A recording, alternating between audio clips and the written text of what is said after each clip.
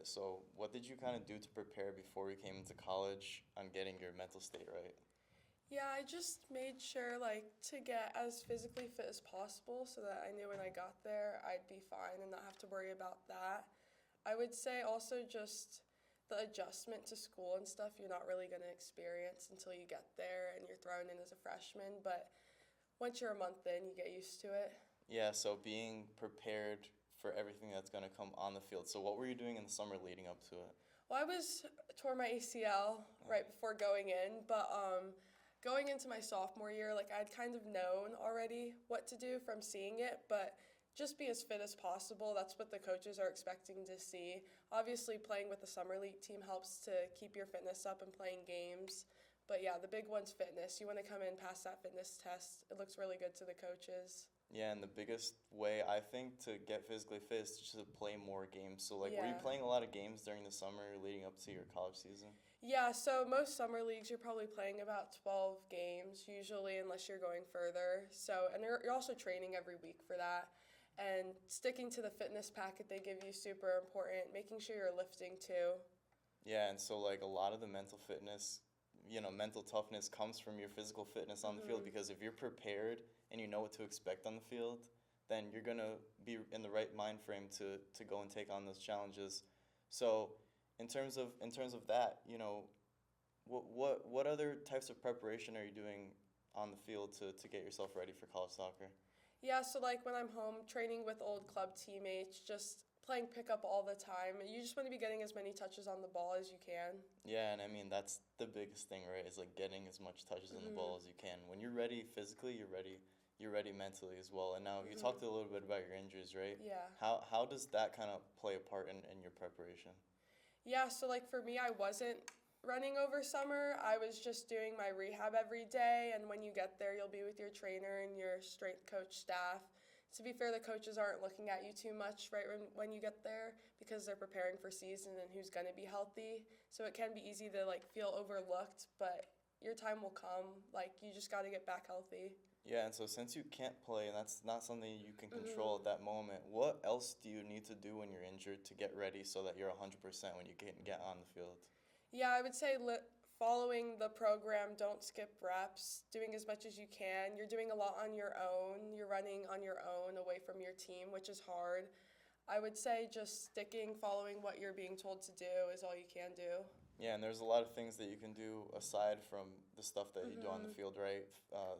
The the um, the film and things like that. So how much film are you watching like when you were injured and how does that play a part of the stuff that you're doing on the field to help you get ready? Yeah, I was watching it a lot. Also, just at training, making sure you're getting into it, coaching the girls up from the sidelines helps because it keeps you active in training as well. Yeah, definitely. So, yeah, what were some takeaways from maybe girls that you saw in your own position that you kind of said, okay, I'm ready. I'm going to look to implement this in my game once I get back ready. Yeah, I mean, it helped, hearing just, being on the sidelines, hearing what the coaches are saying to, your position. So, for me, outside back, just learning the way they play helps a lot. Because when I went in as a freshman, I was hurt. So, sophomore year, I already knew what the coaches were expecting. So, it was easier to come in and already, be ready and be prepared. For a high school player that doesn't have that opportunity, what are some strategies that they can use to get ready for the college game? Yeah, I would say just, I mean, it's hard because you're injured. You can't do much. Watching film, watching your team's old games helps, I would say. Also talking to players who are already there, making sure you're still staying involved. We have accountability groups here, and girls would send in pictures, making sure they were running and doing their fitness, and I would send them pictures of my rehab.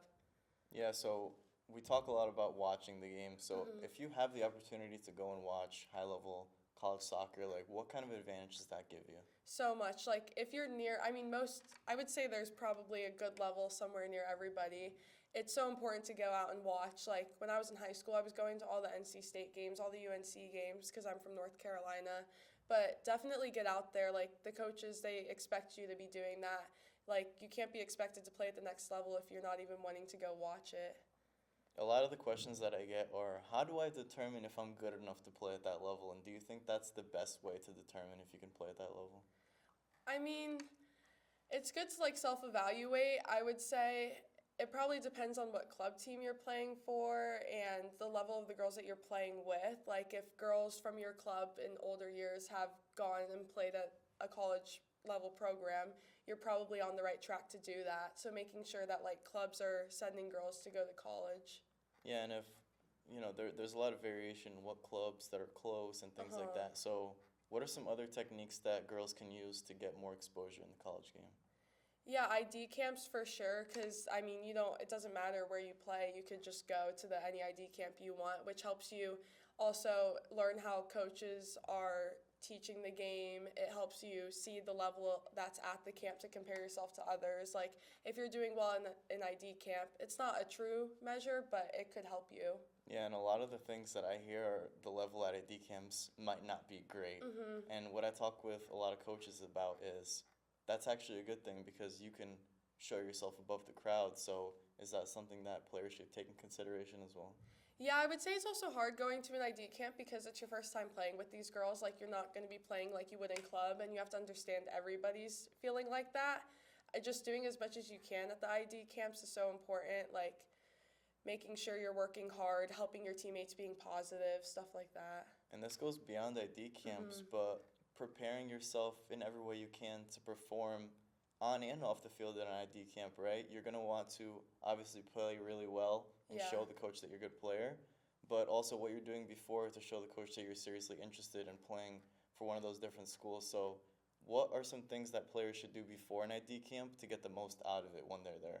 Yeah, I would say don't train a bunch right before you go to an ID camp. Like, you want to have fresh legs so you're performing at your best. Like, definitely take a few days off right before the ID camp.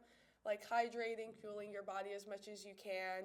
Reaching out to the coaches. You could send them emails with your highlights saying, hey, I'm going to be at this ID camp, so that they're already seeing you. And then when you're getting there, like, even just rolling up in the morning, like, introduce yourself, shake their hand, make eye contact. Yeah, and obviously that can be overwhelming, right? You're Yeah. potentially playing in front of your future college head coach, and that could be kind of a shock seeing all the logos and things like that. So, what's something that gets you in the right headspace before a big competition like that? I mean, I'm always listening to music. I would say do what you would do before a normal game. Like, don't change up your routine. Stick to the same thing. That could mess you up too. Yeah, and you talk about not training too hard before an ID Yeah. camp. Obviously, you don't want to be sore and you don't want to be injured before an ID camp. So, that's why I stress a lot about starting early, Yeah. right? If you're not good enough, 3 days out from an ID camp, You're not going to be good you're not enough. going to be good enough to play on the college team. So, when should a player that wants to play college soccer seriously start to revamp their training? I mean, like now, like you should always be training at the highest level that you can when you can. Yeah. And would you say, eighth grade year, freshman year of high school, like when should players really start to take this seriously? Yeah, I mean, with NCAA rules, you can't talk to them till the summer before your junior year. So I would say, I mean, training like eighth grade, obviously start training, doing as much as you can, but your focus shouldn't be colleges. It should be about getting better at that age. And then as you get older, freshman year, sophomore year, start thinking where you want to get going.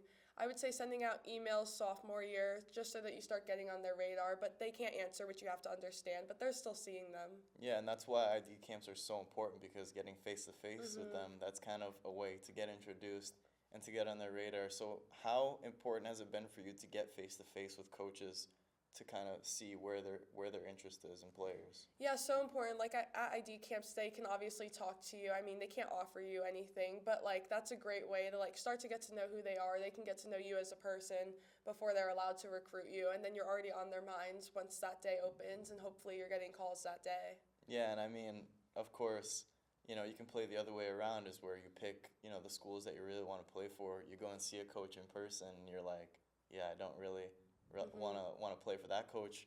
Or there might be a way where you're not a great fit for one school, but that coach might introduce you to another. So again, how important is it to just get more and more exposure in the recruiting process, whatever way you can? Yeah, so important. I would say that freshman and sophomore year, like if you can, like getting face to face with them all the time helps. Like even if you're not interested in the school, like don't just dismiss the coach. Like they may know somebody. Like the soccer world is small. They all know each other. They're all talking. Yeah, and so have you seen more of your exposure when you were getting recruited come from showcases, your club, or ID camps? Like where has most of that exposure come from for you? Yeah, I went to a few ID camps. Obviously, that's guaranteed exposure. Showcases, I mean, I played for a very good club team. We had like 50 coaches around the field, but that's not the case for everybody. But I would say if you're not getting that exposure at showcases, you need to be going to the ID camps. Yeah, and so you said guaranteed exposure, right? I mean, how do I pick what the best ID camp is for me though? Because obviously I can go and I see all these different logos. So how am I determining which ID camp to go to? I would look for ID camps like when you're younger, freshman, sophomore year, that have more coaches at them, a more variety. Like don't just go to one school ID camps because that can add up quick. Also, lots of travel. Like looking for ID camps, I would say go to ones at different levels and see then when you're getting responses when you're older. And as you're getting older, then you could start going to the smaller ID camps. Yeah, so if college soccer is your dream, like how many ID camps or how important is it for me to go to ID camps? So important. I mean, everybody does it. It's so important. I would say 2 to 3 a year, honestly, is probably good enough. You don't need to be going to like 10 unless you have the time. But again, like your club season's probably still going on for half the summer. So just making time when you can to get out there. Like July is always a good time to go. And were you going to ID camps that weren't in your state? Were you traveling around for ID camps or how did you manage in terms of location-wise? Yeah, so one of the ID camps I went to when I was a freshman was up in Virginia, and I'm from North Carolina. So it was like a 6-hour drive, but I went with teammates, so we all just stayed in one hotel room together, which made it easy with one parent to cut the cost, and that helps. Like, invite your teammates to go with you, then you're going to feel more comfortable while you're there too. Did that help you having your teammates there at the ID camps? Yeah. Like what did that give you at the ID camp, having your teammates there? Yeah, I mean, it's not also guaranteed that you're going to be put with your teammates. Like, we were pretty spread out, but like just at lunch, like having somebody to talk to, walking in with them definitely eases your nerves a lot. And you said, obviously you're talking with your teammates while you were at the ID camp, but how much interaction were you having with other players and what kind of information can you get from other players to make the ID camp even more valuable for yourself? Yeah, I mean, I was talking to other girls in my group because I didn't have any teammates in my group because we were split up into like different groups for the ID camp. But just talking to them, like the coaches don't want to see you just talking to one person, like making sure that you're like reaching out to other girls, asking them how they're doing, and then you're probably going to end up playing better too. Yeah, so at ID camps, you get one-on-one interaction with college head coaches, college assistant coaches. How valuable is that coaching and how valuable is that mentorship one-on-one with a college coach? Yeah, so important. Like for me, like that ID camp really helped in the beginning, just like seeing how like different each college coach was, like how they played in their training session was completely different. And so then learning what you like and what you don't, how they are interacting with the girls there is also important. Like some were more standoffish and then others were like really trying to like talk to the girls and make it fun. And that's what I was looking for. Yeah, and so how much did that help you in transitioning from high school to college? Did you, on that ride back home, did you think and evaluate about different things and what was going through your mind after the camp? Yeah, I was just thinking about what kind of college soccer experience I wanted to have, what kind of coach I wanted to have, how they play. For me, I knew I wanted to play on a team that's trying to keep the ball and build out of the back, not just kicking it long, because that's what suits me more. So what questions do I need to ask a coach at an ID camp to kind of gauge whether I want to play for them or not? Yeah, I mean, just asking like, oh, like what formation do you play? What style of play? Stuff like that, I would say. Also, just I would try to be separate yourself from the others and like ask them like personal, like not super personal, but like different questions so that they can remember you. Yeah, so what's something, for example, that I can go and ask a coach that would make me stand out? Good question. I would say,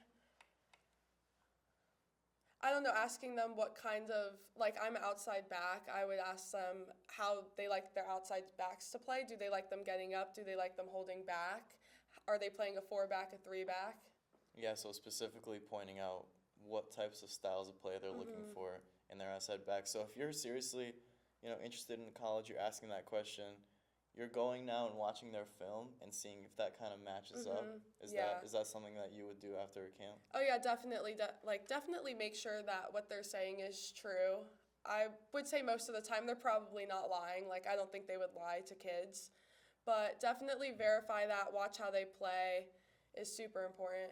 And I want to just obviously reiterate that that's why it's important to start early because throughout this entire process, you go to an ID camp, you get that information, you go and validate that information, and then you go and continue to keep that school on your list. And that takes time. Yeah. And obviously, you want to continue to interact with that coach, continue to stay on their radar and follow up. So, are you following up with a coach, maybe letting them know you're going to come watch their game and things like that? What are you doing to follow up after an ID camp? Yeah, definitely. That's huge to them. Like, they want to make sure that you're invested in their program. They want to see you staying interactive and, like, getting out to games.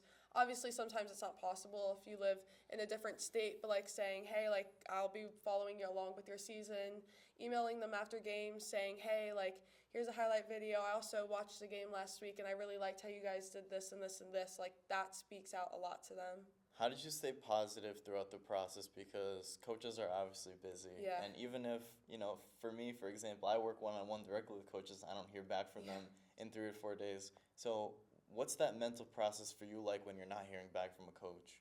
I mean, yeah, it's definitely, I wouldn't take it too hard ever. They're so busy. They're getting so many messages all the time. Just keep following up, and I would say, like, once it's your junior year, though, and, like, mid-junior year, you're still not hearing anything back, they probably aren't interested, and that's where you need to start looking elsewhere. Never, like, put all your, like, marbles in one box, that's the term. But, yeah, definitely keep your options open. Don't get too committed to one school before that you're getting an offer. Yeah, so you said that, mid-junior year and you're not really getting responses, Yeah. they might not be interested, and that's not something to hang your head over Yeah. because there's so many different factors that go into it. They already might have a player in your position or they're not recruiting for your class, right? So what are some other things that can kind of get you to say, okay, they're not interested, I might need to move on? Yeah, obviously not hearing back from them. Also, sometimes, like, you may hear back from them, but it's just the generic emails. Like, I would stay away from that. And sometimes it can be hard to, like, differentiate generic and stuff. But if they're not setting up phone calls with you, stuff like that, if they're not getting you on campus, they're probably not interested. Okay, so getting on campus is a big key for college recruiting. So if a coach is inviting you on campus, they're really serious in you. Yes, And are they specifically saying, yeah, we want to move forward, or are they kind of just trying to gauge where you are within the process? I would say it depends. Probably also depends on the coach and how they do things. But official visit, they're taking money out of their budget. They're definitely serious about you. I would say you probably are getting an offer unless something happens and something comes up. The unofficial visits, sometimes, like, they can bring you on even if they're not sure yet. But it's obviously a great step. If they're bringing you on campus, they are seriously looking at you and recruiting you. Yeah, and again, on the mental side, if you are getting that serious interest from coaches, how important is it for you to stay level-headed, and why should you stay level-headed within that process even though you're getting a lot of options? So important because something could fall through. Like, for example, this year, like, NCAA is starting roster caps and roster limits at 28. Like, you just never know what's going to happen. Just keeping your options open, obviously, until you're committed. I would take your verbal commitment seriously. If they hear you're talking to other coaches after that, they're probably going to pull your offer.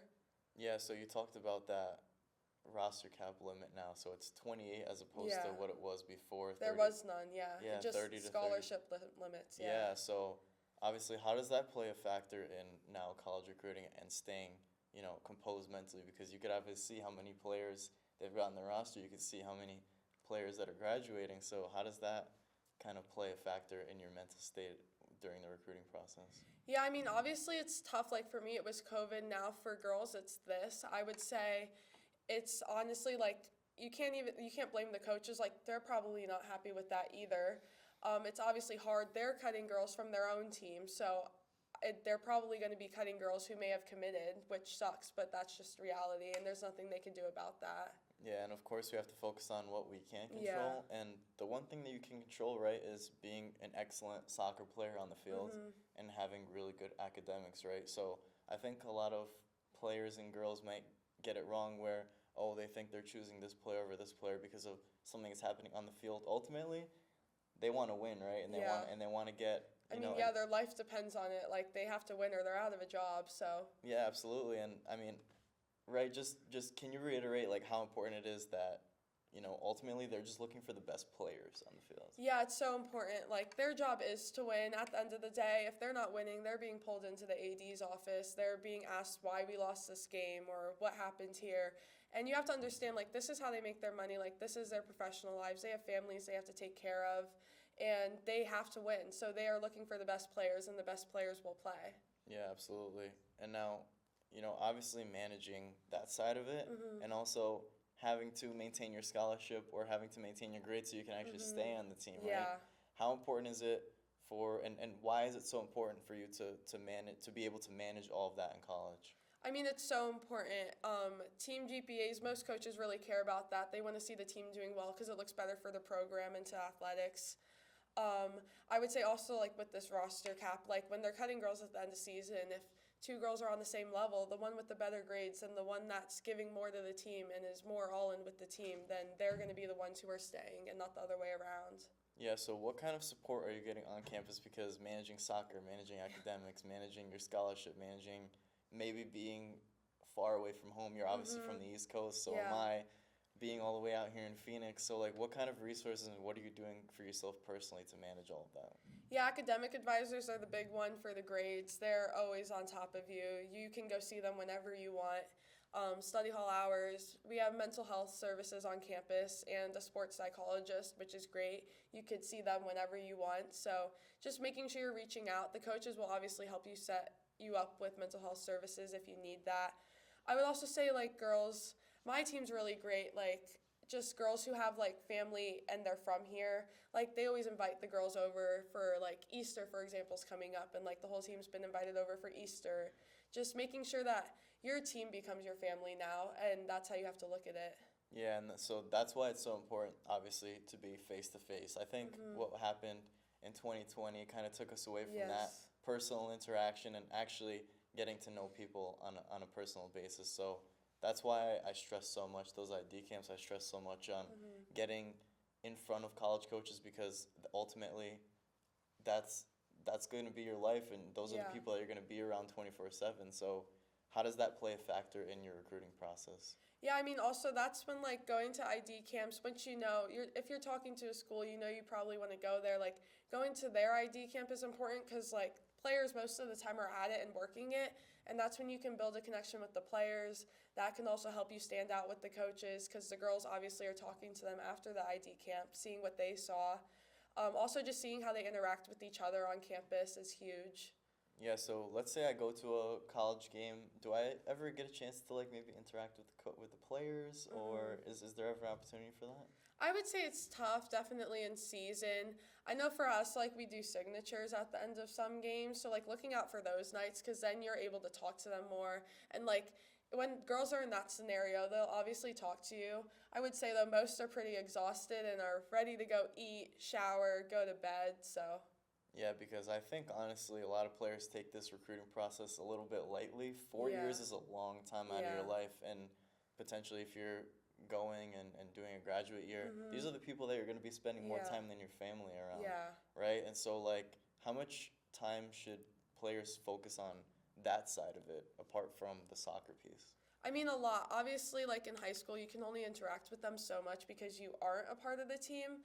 But, like, that's why those ID camps are huge. And then if the girls recognize you from the ID camp, like, you've made those connections, most of the time we follow you guys back on Instagram. Like, then after the game, we're more likely to say hello to you because we already know you. Yeah, so just going full circle and Yeah. just completing that whole loop. And I think that's why it's so important to pick those schools right off the bat. Your 8th grade year, your 9th grade year, your freshman year of high school. You really need to already be seriously considering that, not only from off the field, but on the field, getting yourself prepared and ready for the college game. Yeah, you don't want to be waiting until junior year to be starting this and thinking about all of this because by that point, girls are already committing and girls already know what they want, and you're just probably really far behind at that point. Yeah, ultimately, you can't compare yourself, but Yeah. you've also got, there's competition. Yeah. And other girls are taking up those spots, and Yeah. with less and less spots in the college game now, it's going to be harder and harder. So what's one last piece of advice you'd give girls that want to play high-level Division I soccer? Just do as much as you can. Go to as many ID camps as you're able to. Obviously, that costs money. Just doing everything that you can control is all you can do, I would say. Training as much as possible.